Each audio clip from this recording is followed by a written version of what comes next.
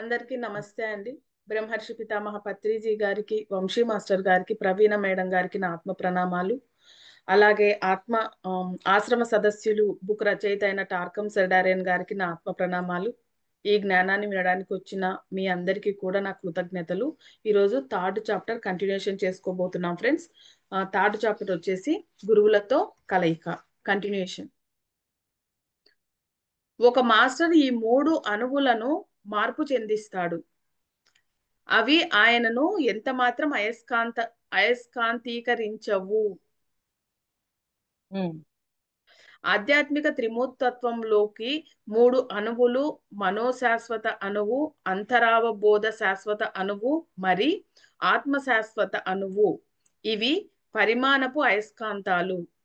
ఒకసారి మీరు వాటి అయస్కాంతాల వలయంలోకి చేరితే మీరు భౌతిక, అనుభూతిక, మానసిక ఆసక్తులు కలిగిన వ్యక్తిగా మారక కాంతి, ప్రేమ మరియు శక్తుల మనిషిగా మారతారు.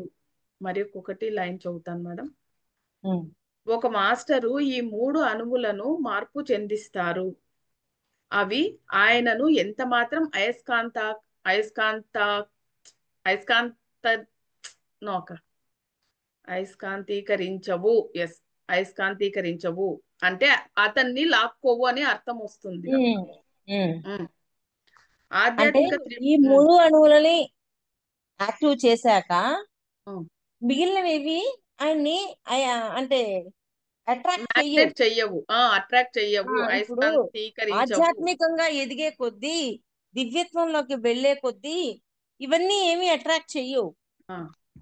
అది ఆధ్యాత్మిక త్రిమూర్తత్వంలోని 3 అణువులు: మనోశాశ్వత అణువు, అంతరావబోధ శాశ్వత అణువు, మరి ఆత్మ శాశ్వత అణువు. ఈ 3 అణువులు ఇవి పరిణామపు అయస్కాంతాలు అంటున్నారు. అంటే ఇవి పైవి, అందువల్ల ఇవి పరిణామానికి సంబంధించినవి. ఈ కింద అంటే ఈ చక్రాలలోకి, అంటే చక్రాలు అనొచ్చు, ఈ అణువుల్లోకి వచ్చాక కింది అణువుల గురించి ఎక్కువ ఆలోచించము. ఏంటి, భౌతిక, అనుభూతిక, మానసిక, వాటి గురించి ఆలోచించము. ఎందుకని ఆలోచించము? ఇక్కడ పరిణామం అనేది జరుగుతూ ఉంది అనేది అర్థమవుతూ ఉంటుంది. ఇక్కడ ఎదగడం అనేది అర్థమవుతూ ఉంటుంది. ఓహో, నేను ప్రాపంచికం వాటి గురించి ఆలోచిస్తే నాకు ఎదుగుదల లేదు. ఎప్పుడైతే దివ్యత్వం కోసం నేను ప్రయాణం చేస్తానో అప్పుడు నాలో ఎదుగుదల ఉంటుంది అనే అవగాహన ఈ అణువుల్లోకి వచ్చినప్పుడు అర్థమవుతుంది. అంటే మన ఆత్మతోటి, మన అంతరావబోధతోటి, వీటన్నిటితోటి కనెక్ట్ అయ్యాక వాటిని సరిచేస్తూ ఉన్నప్పుడు మనలో పరిణామం జరుగుతూ ఉంటుంది అనే క్లారిటీ మనకు అప్పుడు వస్తుంది. అప్పటిదాకా రాదనమాట. ఒకసారి మీరు వాటి అయస్కాంత వలయంలోకి చేరితే మీరు భౌతిక, అనుభూతిక, మానసిక ఆసక్తులు కలిగిన వ్యక్తిగా మారక కాంతి, ప్రేమ మరి శక్తుల మనిషిగా మారతారు. అంటే అవి రుచి చూశాక వీటి మీద ఉండదు. నిజంగా ఒక క్షణం ఆలోచించండి. అంతకు ముందు ఉన్న యావిగేషన్ మనకి ఎక్కడైనా ఉందా? తగ్గుతూ ఉంది కదా. ఇప్పుడు మనం వాక్ ఎలా మాట్లాడుతున్నాము, ధర్మంలో ఉన్నామా లేదా, సేవ చేస్తున్నామా లేదా, వీటి మీదే దృష్టి ఉంది. ఇది వరకు ఆ బట్టలు కొనుక్కుందాం, ఆ చీరలు కొనుక్కుందాం, అన్ని అన్ని మరి వీటి మీదే ధ్యాస ఉండేది. అయ్యో, మనకు ఒక పెద్ద ఇల్లు ఉంటే బాగుండు, ఆ ఇట్లాంటి మనకి ఇంత సంపాదన ఉంటే బాగుండు, వీటి మీద ఉంది. కానీ ఇప్పుడు ఈ అణువులు యాక్టివ్ అయినప్పుడు, మన ఆత్మతోటి, మన అంతరావబోధతోటి మనం కనెక్ట్ అయినప్పుడు అవి ఒక మ్యాగ్నెట్ లాగా ఉంటాయి. కాబట్టి ఆటోమేటిక్ గా అక్కడ సరి చేయటం అనేది చేస్తూ ఉంటాం. చేస్తూ చేస్తూ ఉండే కొద్దీ మనలో ఆటోమేటిక్ గా పరిణామం అనేది జరుగుద్ది. మీ కేంద్రీకరణ మారుతుంది. మీ భౌతిక, అనుభూతిక, మానసిక ఆసక్తులను దాటి క్రమంగా మీ అయస్కాంత ఆకర్షణ నిమ్న అణువుల నుంచి ఉన్నతీకరించబడి ఆధ్యాత్మిక త్రిమూర్తత్వంలో కరిగిపోతాయి. అది నిమ్న అణువుల నుంచి ఉన్నతమైన అణువుల్లోకి, అంటే ఆధ్యాత్మికంగా ఎదిగే వాటి వైపు ఆటోమేటిక్ గా మనం ప్రయాణం చేస్తాం. అది ఆయన చెప్పేది. ఇక్కడ మీరు 4వ అంతకు ముందు మనకి ఆత్మతో కనెక్షన్ లేదు, ఇవన్నీ ఏం లేవు. ఇప్పుడు ఆత్మతో కనెక్షన్ వచ్చింది, అన్ని అర్థమవుతున్నాయి. ఓ, మన అంతరంలో ఇంకా వీని గురించి ఇలాంటి జ్ఞానం ఉందా, దీన్ని మార్చుకోవాలి అని అనుకుంటున్నామా లేదా? అంటే ఇక్కడ నిమ్న అంటే ఆ దివ్యత్వం లేనివి పరిస్థితుల నుంచి దివ్యత్వం ఉన్న పరిస్థితుల్లోకి అని తీసుకోవాలా. ఉమ్, మీ ఆ, ఇక్కడ మీరు 4వ సామ్రాజ్యం నుంచి 5వ సామ్రాజ్యం అయిన దేవుని లోకి మళ్లించబడతారు. అది అక్కడి నుంచి ఆటోమేటిక్ గా దైవరాజ్యంలోకి వెళ్తాం. నిన్న మనం చెప్పుకున్నారు కదా, ఖనిజ, వృక్ష, జంతు, మానవ, దైవ రాజ్యం. ఆటోమేటిక్ గా అక్కడి నుంచి దైవరాజ్యంలోకి ఎంట్రీ పాస్ దొరుకుద్ది మనకి. అంటే ఆయన నిమ్న తలం నుంచి ఉన్నతం, ఉన్నతం నుంచి దైవం. నిమ్నము అంటే హింసా ప్రవృత్తితో ఉండటం, అధర్మాలు చేయటం, ఇవన్నీ. తర్వాత కొంచెం కొంచెం మన అంతరావ బోధకి, మన ఆత్మకి కనెక్ట్ అయినప్పుడు, ఓ ఇది సరి చేసుకోవాలా, ఇలా ఉండగలగాల, ఇలా ఉండాలా అని మనకు అన్ని క్లారిటీలు వచ్చి మనలో పరిణామం ఇంకొంచెం ఉన్నతంగా తయారవుతాం. ఆ తర్వాత నుంచి దైవరాజ్యంలోకి వెళ్ళిపోతాం. ఉమ్. ఆయన సర్వాత్మ, అంతరావబోధ అస్పష్ట మానసాల పట్ల ఎరుక పొందుతారు. అంతే. అంటే ఆయన సర్వాత్మ, ఆత్మ ఆయన బుద్ధి శాశ్వత అనువు. అంతరావబోధ ఆయన ఉన్నత మనోతలపు కాంతి. ఇది కేవలం సమర్థత కాదు, అనుభవం ద్వారా పొందిన సంపూర్ణ ప్రభావవంతమైన శక్తి. ఉమ్. అది ధ్యానం ద్వారా మాత్రమే సాధ్యమవుతుంది. ఇది చాలా లోతైన విషయం. ధ్యానం మొదలు పెట్టండి. కొంచెం సేపు అయినా పర్వాలేదు, మీకు చాలా కాలం పడుతుంది అనిపిస్తుంది. మీ స్వగృహం చేరడం మీ లక్ష్యం. చీకట్లో వెతుకుతారు ఎందుకు? ఒక రోజులోనో, ఒక సంవత్సరంలోనో, లేదా ఒక జన్మలోనో మీరు పవిత్రులైపోతారని నేను చెప్పడం లేదు. మీ ఓటములు, పొరపాట్లు అన్నీ సరి అయినవే. ధ్యానం కొనసాగించండి, వదిలిపెట్టవద్దు. అంటే ధ్యానాన్ని మొదలు పెట్టకుండానే నేను అదైపోతానా, ఇదైపోతానా అని కొంతమంది ఆలోచిస్తుంటారు. అసలు అయిపోతా, కృష్ణుడు ఏమంటాడు? కర్మ చేయి, ఫలితాన్ని వదిలే అంటాడు. నాకు అది ఇవ్వబడుతుందా, ఇది ఇవ్వబడుతుందా అని ఆలోచించే కాడ కూర్చుంటే మొదలెట్టం కదా ధ్యానం. సాధన చేస్తూ ఉండాల. చేస్తూ ఉండే కొద్దీ మనకి ఏమి ఇవ్వాలో అవి అందించబడుతూ ఉంటాయి. ఉమ్. పడి కాళ్ళు చేతులు విరగ్గొట్టుకోవడానికి భయపడవద్దు. మీరు నక్షత్రాల వైపు కేంద్రీకరించినప్పుడు ఇవి పట్టించుకోనవసరం లేదు. మీరు ఒక ముఖ్యమైన విషయం గురించి యోచిస్తున్నారు. ధ్యానం మళ్ళీ మళ్ళీ చెయ్యాలి. కొంచెం కొంచెంగా మొదలుపెట్టి చేస్తూ ఉంటే మీరు ఒక స్థితికి చేరతారు. కొరకొరచలు. ఏదో ఒక నాటికి మన జీవితాలే ధ్యానాలుగా మారతాయి కనుక మీరు ప్రత్యేకంగా ధ్యానం చేయవలసిన అవసరం ఉండదు. మీరు నిరంతరం ధ్యానంలోనే ఉంటారు. మీ వ్యక్తిత్వం, జీవిత వ్యవహారాలలో ఉన్న మీ ఆత్మ ధ్యానంలోనే ఉంటుంది. మీరు ఎక్కడ ఎలా ఉన్నా ధ్యానం మొదలు పెట్టండి. ఒక్కొక్క లైన్ చదువు. పడి కాళ్ళు చేతులు విరుగ్గొట్టుకోవడానికి భయపడవద్దు. మీరు నక్షత్రాల వైపు కేంద్రీకరించినప్పుడు అంటే పడి కాళ్ళు చేతులు విరగొట్టుకోవడానికి భయపడవద్దు అంటే మీరు పొరపాట్లు చేయడాలు, ఆ అంటే రాంగ్ గా చేయటము, ఇవన్నీ చూసి భయపడకుండా, లేదు ఇప్పుడు ఇది చేశాను కదా దీన్ని మార్చుకుంటాను అన్న కోణంలో వెళ్ళినప్పుడు ముందుకెళ్తాం. అమ్మో నేను ఇట్లా అయిపోయానే, అయ్యో నేను ఇది అయిపోయానే అని తర్కం చేసి ఇన్ఫీరియారిటీలోకి వెళ్లకుండా, ఓకే దీన్ని సరి చేసుకుంటా, నెక్స్ట్ ఇట్లా జరగకుండా చూసుకోవాలి అన్న కోణంలో ఆలోచించినప్పుడు నెక్స్ట్ అట్లాంటి సిచ్యువేషన్ వచ్చినప్పుడు దాన్ని మార్చుకోగలుగుతాం. అలాగా ముందుకు వెళ్ళండి అని చెప్తున్నారు. మీరు పొరపాట్లు వాటిని పట్టుకొని అక్కడే ఉండిపోకండి. దాన్ని దాటి సరి చేసుకోవాలి అని అనుకుంటూ ముందుకెళ్ళండి. చెప్పు. మీరు నక్షత్రాల వైపు కేంద్రీకరించినప్పుడు ఇవి పట్టించుకోనవసరం లేదు. అంటే నక్షత్రాల వైపు అంటే మీరు ఆ నక్షత్ర మండలం వాటిపైన ఫోకస్ ఉంది, మన దృష్టి ఉంది, మన చైతన్యం అంత ఎక్స్పాండ్ అవ్వాలి అన్న దృష్టి ఉన్నప్పుడు వీటి నుంచి గురించి పట్టించుకోవద్దు, వీటిని వదిలేయండి. మీరు ఒక ముఖ్యమైన విషయం గురించి యోచిస్తున్నారు.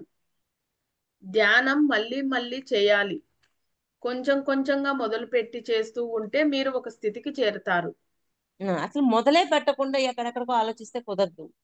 ధ్యానం మొదలుపెట్టి కొంచెం కొంచెంగా మార్పులు తెచ్చుకోండి అని చెప్తున్నారు. ఏదో ఒక నాటికి మన జీవితాలే ధ్యానాలుగా మారతాయి. కనుక మీరు ప్రత్యేకంగా ధ్యానం చేయవలసిన అవసరం లేదు. ఉమ్, మీరు నిరంతరం ధ్యానంలోనే ఉంటారు. మీ వ్యక్తిత్వం, జీవిత వ్యవహారాలలో ఉన్న మీ ఆత్మ ధ్యానంలోనే ఉంటుంది. అంటే ఆల్రెడీ ఆత్మ ధ్యానంలోనే ఉంటుంది. ఉమ్. మీరు ఎక్కడ ఎలా ఉన్నా ధ్యానం మొదలు పెట్టండి. ముందు ధ్యానం చేయడం మొదలెట్టండి. పత్రి సార్ ఏమంటారు? ఏమడు నువ్వు ధ్యానం చెయ్యి, నువ్వు ధ్యానం చేయండి. కళ్ళు మూసుకొని కూర్చున్నాక లోపల చూస్తాం, లోపల చూసాక అప్పుడు కనిపిస్తాయి అన్ని సినిమాలు. అప్పటిదాకా సినిమాలు ఏం కనిపించలే మనకి. మనము అన్నీ వేసుకుంటాం అనమాట ముసుగులు. నేను గొప్పవాడిని, నేను మంచిదాన్ని, నాకంటే మంచోడు ఇంకెవడు లేడు, ఇవన్నీ ముసుగులు వేసుకుంటాం. ఎప్పుడైతే మన లోపలికి ధ్యానం ద్వారా కళ్ళు మూసుకొని లోపలికి చూసుకుంటామో అప్పుడు మన అంతరావబోధ అంతా కనిపిస్తుంది. ఒర్రి దేవుడు ఇన్నున్నాయ బొక్కలని అప్పుడు కనిపిస్తుంది. తమ అహపు తీగనే కాక మొత్తం పరమాణువు యొక్క తీగను కనుగొన్నవారు వివేకపు మాస్టర్లు. ఉమ్. అంటే పరమాణువుతో కూడా కనెక్ట్ అయ్యి దాన్ని కూడా అర్థం చేసుకోగలిగిన వాళ్ళు. అంటే అంత అవగాహన పెరగాలన్నమాట అణువు పరమాణువుతోటి. వారు నిమ్నత నుండి పరమాణువు వరకు మార్పులన్నీ తన ఇచ్ఛ ద్వారా సాధించగలరు. అది మొత్తం మార్పులన్నీ ఇచ్ఛతోటి, వాళ్ళ యొక్క సంకల్పంతో, వాళ్ళ ఇచ్ఛ అంటే వాళ్ళ వాస్తవాన్ని వాళ్ళు సృష్టించుకొని ముందుకు తీసుకెళ్ళగలరు. అంటే తమను సృష్టించగల నైపుణ్యాన్ని పెంపొందించుకున్నారు. ఆ స్వర్గాన్ని ప్రతి తలం మీదకు పంపి అక్కడ నిర్మించగలరు. అది. ఉమ్. తర్వాత ప్రశ్న, ఆ తీగ ఏమిటి? జవాబు, అహం. ఇది ఉమ్. సౌరదేవదూతకు చెందినది. ఉమ్. అహం అంటే మానవాత్మ. ఉమ్. తీగను కనుగొనడం అంటే మార్గాన్ని కనుగొనడం. అంటే మనం రూట్ను కనుక్కోవడం. ఉమ్, ఉమ్. మనం ఇద్దరం చీకటిలో చేతులు పట్టుకొని నడుస్తున్నప్పుడు మీరు నన్ను చూడనవసరం లేదు. నన్ను మీరు మిమ్మల్ని నేను లాగుతూ ఉంటాము. మనం ఇద్దరం కలపబడి ఉన్నాము. కనుక ఎవరు ఇక్కడ ఉన్నామో ఇద్దరికీ తెలుసు. ఎవరెవరు ఉన్నామో ఇద్దరికీ తెలుసు. కాంక్ష ఉన్న శిష్యుడు సౌర దూత యొక్క తీగను, పరమాణువు యొక్క తీగను, తలలోని ఊర్ధ్వ ఆత్మను కనుగొంటాడు. ఇంకోసారి చదువుతాం మరి. ఉమ్. ప్రశ్న, ఆ తీగ ఏమిటి? జవాబు, ఆ తీగ అహం. ఇది సౌరదేవదూతకు చెందినది. అహం అంటే మానవాత్మ. తీగను కనుగొనడం అంటే మార్గాన్ని కనుగొనడము.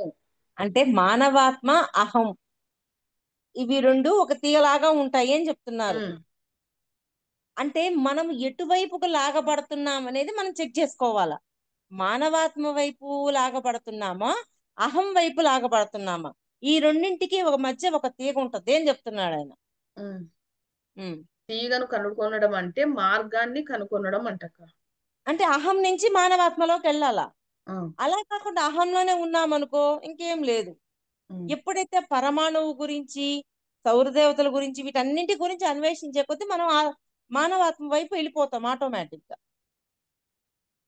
ఇక్కడ మనమిద్దరం చీకటిలో చేతులు పట్టుకొని నడుస్తున్నప్పుడు, మనమిద్దరం అంటే ఎవరంటారు? అహము మానవాత్మ. ఆ, మనమిద్దరం చీకటిలో చేతులు పట్టుకొని నడుస్తున్నప్పుడు మీరు నన్ను చూడనవసరం లేదు. నన్ను మీరు మిమ్మల్ని నేను లాగుతూ ఉంటాము. నన్ను మీరు అంటే మిమ్మల్ని నేను లాగుతూ. అహం ఇటు లాగితే మానవాత్మ అటు లాగుతుంటది, ఇద్దరు లాగుతుంటారు, ఇద్దరు ఉమ్, చీకట్లో ప్రయాణం చేస్తుంటారు, రెండు ఉంటాయి. కానీ దేని వైపు వెళ్తున్నాము, లాగినప్పుడు ఇటు వస్తున్నామా అటే పోవాలని ఆ తృష్ణా తపనతో ఉన్నామా గమనించుకోవాలి మనం. ఆ కోణం చెప్తున్నారు ఆయన. మనమిద్దరం కలపబడి ఉన్నాము. కనుక ఎవరు ఎక్కడ ఉన్నామో ఇద్దరికీ తెలుసు. ఉమ్. కాంక్ష ఉన్న శిష్యుడు సౌరదూత యొక్క తీగను, పరమాణువు యొక్క తీగను తనలోని ఊర్ధ్వ ఆత్మను కనుగొంటాడు. అది మానవాత్మ వైపు వెళ్ళిపోతాడు. ఇద్దరం చీకట్లోనే ఉన్నాం, ఇద్దరం చేతులు పట్టుకొనే నడుస్తున్నాం. ఏమేంటివి? అహము మానవాత్మ. మనం ఆ కానీ ఎటు వెళ్తున్నాం? అహము లాగిద్ది, మానవాత్మ లాగిద్ది.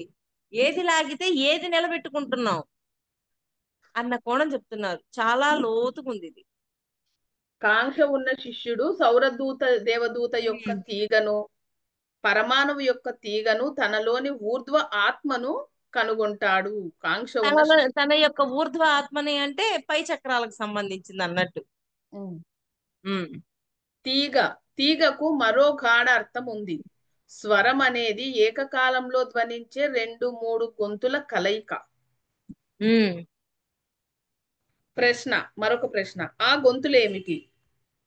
జవాబు, అవి కాంతి, ప్రేమ, శక్తుల వాస్తవ ప్రకృతి కలిపి సౌరదేవదూతగా రూపొందడం. అవి కాంతి, ప్రేమల, శక్తుల వాస్తవ ప్రకృతి కలిసి సౌరదేవదూతగా రూపొందడం. దాని పై లైను ఈ లైన్ చదువమ్మా.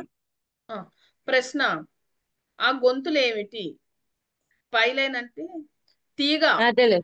మరో గాఢ అర్థం ఉంది. స్వరం అనేది ఏకకాలంలో ధ్వనించే 2-3 గొంతుల కలయిక. స్వరం అంటే 2-3 గొంతుల కలయిక అని అన్నారు కదా, ఆ గొంతులు ఏమిటి అనేది మరొక ప్రశ్న. ఆ గొంతులు ఏమిటి అంటే ఆ జవాబు, అవి కాంతి, ప్రేమ, శక్తుల వాస్తవ ప్రకృతి కలిసి సౌరదేవదూతగా రూపొందడం. అంటే గొంతులతో పోల్చాడు ఆయన అయితే వాటన్నింటినీ. అంటే దివ్యత్వపు లక్షణాలని వాటితో పోల్చాడు ఆయన. దానిలో దాగున్న పౌనపుణ్యం తనదైన స్థాయిలో ప్రకంపించే పరమాణువు యొక్క నిజమైన గొంతు. నిజమైన గొంతు అంటే ఆ దివ్యత్వపు లక్షణాలతో ఉన్నప్పుడు ఏదైతే వస్తుందో ఆ అవుట్పుట్ అదే నిజమైన గొంతు అని అంటున్నాడు ఆయన. గొంతుతో పోలుస్తున్నాడు. ఉనికిలో ఉన్నదంతా శబ్దం, స్వరం, తీగల సాంద్రీకరణమే. మీరు కనుక వాటి పౌనపుణ్యంతోనూ ప్రకంపనతోనూ శృతిలో ఉండగలిగితే మీకు సౌరదేవదూత పరమాణువుల ద్వారా ప్రసరించే శక్తి పైన ఆధిపత్యం పొందగలరు. అలా 2 లైన్ మళ్ళీ చదువుమా. ఉనికిలో ఉన్నదంతా శబ్దము, స్వరము, తీగల సాంద్రీకరణమే. మీరు కనుక వాటి పౌనపుణ్యంతోనూ ప్రకంపనతోనూ శృతిలో ఉండగలిగితే మీకు అంటే సౌరదేవదూత పరమాణువుల ద్వారా ప్రసరించే శక్తి పైన ఆధిపత్యం వస్తుంది. అంటే సృష్టిలో అంతా ఉంది ఏమేంటివి? శబ్దము, స్వరము, తీగ, తీగల సాంద్రీకరణ. తీగ అంటే వీటితో స్వరం ఉంది. అనే ఉంది అక్క. అదేలే, శబ్దము, స్వరము వీటితోనే ఉంది. కానీ మన పౌనఃపుణ్యాన్ని వాటి యొక్క పౌనఃపుణ్యంతో ఈక్వల్ గా చేసినప్పుడు మనం ఆటోమేటిక్ గా సౌర దేవతలకి కనెక్ట్ అవుతాం. అవి కనెక్ట్ అవ్వాలంటే పైన చెప్పారు చూడు, కాంతి అవి చెప్పు ఒకసారి. స్వరం అంటే ఏంటో? గొంతు. కాంతి, ప్రేమల శక్తులు వాస్తవ ప్రకృతితో. కాంతి, ప్రేమ రెండే ఉన్నాయక. ఇవి కాంతి, ప్రేమల శక్తుల వాస్తవ ప్రకృతి కలిసి సౌరదేవదూతగా రూపొందడం. అంటే మన పౌనఃపుణ్యము వాటి పౌనఃపుణ్యంతో ఎప్పుడైతే బ్యాలెన్స్ అవుతుందో ఆటోమేటిక్ గా ఇవన్నీ వచ్చేస్తాయి. అంటే ఏంది? ఆ దివ్యత్వపు లక్షణాలు మన లోపల ఎప్పుడైతే ఉంచుకుంటామో మన పౌనఃపుణ్యము శబ్దము వీటన్నిటితోటి స్వరంతో కనెక్ట్ అయిపోతుంది. సృష్టి అంతా దాంతో ఉంది అని చెప్తున్నారు ఆయన. మార్మికత అంటే మనస్సును దాటినది. అది దాగి ఉన్న కాంతి. అది సర్వాత్మ కోసం అన్వేషణ. ఉదాహరణకు మీలోని దైవం ఒక మర్మం, అది దాగి ఉంది. శాశ్వత అణువులన్నీ సౌరదేవదూత పరమాణువుల స్వరాలకు శృతి చేయబడుతున్నాయి. ఆ స్వరాల ద్వారా అతను శుద్ధి చేయబడి నిర్మలమై తన వాహనాలన్నింటిపై ఐక్యత సాధిస్తాడు. ఐక్యత సాధించడానికి ఇవన్నీ జరుగుతున్నాయి. ఉమ్, మళ్ళీ చదువు. ఉమ్. ఇక్కడ మార్మికత ఒకటే చెప్పారు, శబ్దము, స్వరము, కాంతి. వీటన్నిటితోటి సృష్టి ఉంది. వాటి యొక్క పౌన పుణ్యానికి తగ్గట్టుగా మన పౌన పుణ్యం ఉన్నప్పుడు మనలో ఆ పౌన పుణ్యం రావాలంటే మనలో కాంతి, ప్రేమ, ఈ దివ్యత్వపు లక్షణాలు ఎప్పుడైతే వస్తాయో అప్పుడు మనం సౌర దేవతలతో కనెక్ట్ అవుతాం. సౌర దేవతలతో కనెక్ట్ అయ్యామంటే ఆటోమేటిక్ గా ఉన్న ఈ సృష్టిలో ఉన్న శబ్దము, స్వరము, వీటితోటి కనెక్ట్ అయిపోతాం. అంటే మన లోపల ఆ దివ్యత్వపు లక్షణాలను పెంచుకోవాలి అని చెప్తున్నారు పైన చెప్పిన దాన్ని బట్టి. ఉమ్. మార్మికత అంటే మనస్సును దాటినది. ఉమ్. ఆ దాగి ఉన్న కాంతి, సర్వాత్మ కోసం అన్వేషణ. అంటే మనస్సును కూడా దాటినప్పుడు సర్వాత్మ కోసం అన్వేషిస్తాం. మనసు స్థితిలో ఉన్నప్పుడు వీటన్నిటి గురించి ఆలోచిస్తాం. ఉదాహరణకు మీలోని దైవం ఒక మర్మం, అది దాగి ఉంది. శాశ్వత ఉమ్. అణువులన్నీ సౌర దేవదూత పరమాణువుల స్వరాలకు శృతి చేయబడుతున్నాయి. అంటే ప్రతి ఒక్కరిలోనూ దైవం అనేది ఉంది. ఆ దివ్యత్వం అనేది ప్రతి ఒక్కరిలో ఉంటుంది. ఆ దివ్యత్వము అనేది సౌర దేవతల పరమాణువుల స్వరాలకు, సౌర దేవతల పరమాణువుల స్వరాలకు శృతి చేయబడుతున్నాయి. శాశ్వత అంటే అణువులు. కనెక్ట్ చేయబడుతున్నాయి. ఉమ్, కనెక్ట్ చేయబడుతున్నాయి. అంటే మనలో ఉన్న దైవత్వపు లక్షణాలు ఆ సౌర దేవతలతోటి కనెక్ట్ చేయడం అనేది జరుగుద్ది. ఈ కనెక్ట్ చెయ్యాలి అంటే మన పౌన పుణ్యం వాళ్ళ యొక్క పౌన పుణ్యం సమానంగా ఉండాలి. ఎప్పుడైతే సమానంగా ఉంటామో మనం తర్వాత దైవరాజ్యంలోకి వెళ్ళటానికి అవకాశాలు వస్తూ ఉంటాయి. ఉమ్. ఆ స్వరాల ద్వారా అతను శుద్ధి చేయబడి నిర్మలమై తన వాహనాలన్నింటిపై ఐక్యత సాధిస్తాడు. ఆటోమేటిక్ గా దైవరాజ్యం అంటే ఆ ఐక్యత్వంలోకి వెళ్ళిపోతాం అనమాట.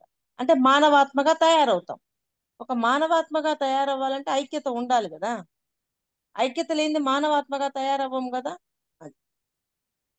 మరొక ప్రశ్న, ఆ తీగ ధ్వని ప్రవాహానికి చెందినదా? అవును అంటున్నారు. అంతే ఆన్సర్. ఉమ్. మరొక సృష్టి ప్రశ్న. అంతా సృష్టి అంతా దేంతో నింపబడిందో దాన్ని క్లారిటీ ఇస్తున్నాడమ్మా. ప్రశ్న, వెండి తీగ అంటే ఏమిటి? జవాబు, వెండి తీగ అనేది గురువు నేను నిన్ను గుర్తించాను అని చెప్పినప్పుడు గురువు నుంచి శిష్యుడికి ప్రసరించేది. ఆ వెండి తీగ అంతరావబోధ ప్రబోధంతో కూర్చబడింది. ఓ, అంటే చూడు, గురువుకి శిష్యుడికి మధ్య కనెక్షన్ ఏర్పడిపోయినప్పుడు ఆటోమేటిక్ గా టెలిపతి ద్వారా వీటి ద్వారా ఆ సందేశాలన్నీ వస్తూ ఉంటాయి. దాన్ని వెండి తీగతో పోల్చారు ఆయన. అది సూక్ష్మ లేదా మనోపదార్థం కాదు. ఉమ్. ఆ శిష్యుడు వంచనకు పాల్పడినా, గురువుకు ద్రోహం చేసినా ఆ తీగ తెగిపోతుంది. అంటే గురువుకి వంచన చేయాలని చూసినా ఏం చూసినా అది ఆటోమేటిక్ గా కనెక్షన్ కట్ అయిపోతుంది. అది ఆధ్యాత్మికంగా ఆత్మహత్య వంటిది. ఇది గుర్తుంచుకోవడం ఎంతో ఎంతో ముఖ్యం. ఉమ్. ఆ రెండు లైన్ మళ్ళీ చదువు, క్వశ్చన్ ఆన్సర్ చదువు. వెండి తీగ అంటే ఏమిటి? జవాబు, వెండి తీగ అనేది గురువు నేను నిన్ను గుర్తించాను అని చెప్పినప్పుడు గురువు నుంచి శిష్యుడికి ప్రసరించేది. ఆ వెండి తీగ అంతరావబోధ ప్రబోధంతో కూర్చబడింది. అది సూక్ష్మ లేదా మనోపదార్థం కాదు. ఆ శిష్యుడు వంచనకు పాల్పడినా, గురువుకు ద్రోహం చేసినా ఆ తీగ తెగిపోతుంది. అది ఉమ్. ఆధ్యాత్మికంగా ఆత్మహత్య వంటిది. ఇది గుర్తుంచుకోవడం ఎంతో ఎంతో ముఖ్యం. అంటే శిష్యుడు ఆ అంటే గురువుకి ఏదో హాని చెయ్యాలి అనుకోవడమే ఒక రకంగా ఆత్మహత్య అని చెప్తున్నారు ఆయన. బాబా. ఉమ్.